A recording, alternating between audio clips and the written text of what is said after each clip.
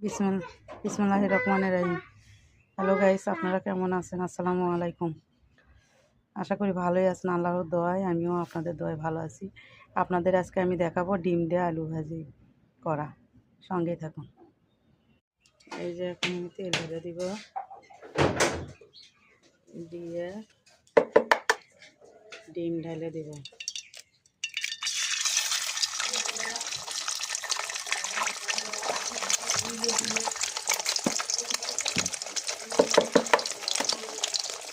এই ডিম দিয়ে আমি আলু ভেজে নেব।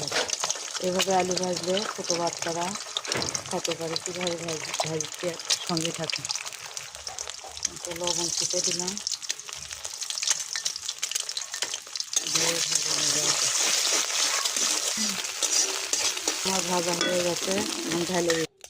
একটু তেল ঢেলে দিব, দিয়ে তেজপাতা জিরে ঢেলে দিলাম। তেল ঢেলে দেবো,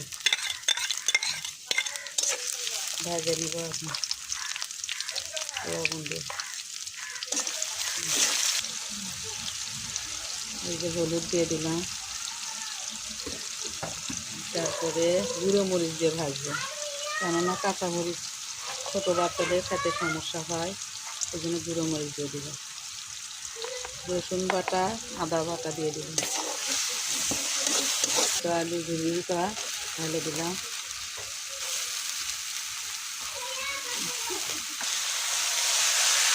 জেলে আরও দিচ্ছি, তেল দিয়েই ভাজবো, পানি দিব না।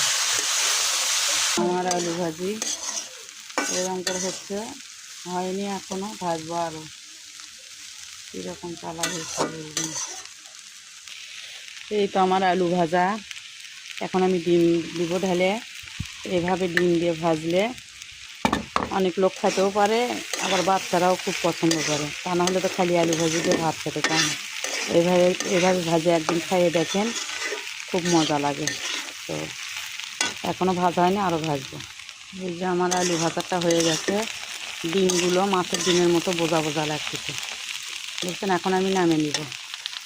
এই যে আমার আলু ভাজা ঢেলে নিছি। তো আলু ভাজা কেমন হয়েছে অবশ্যই কমেন্ট করে জানাবেন।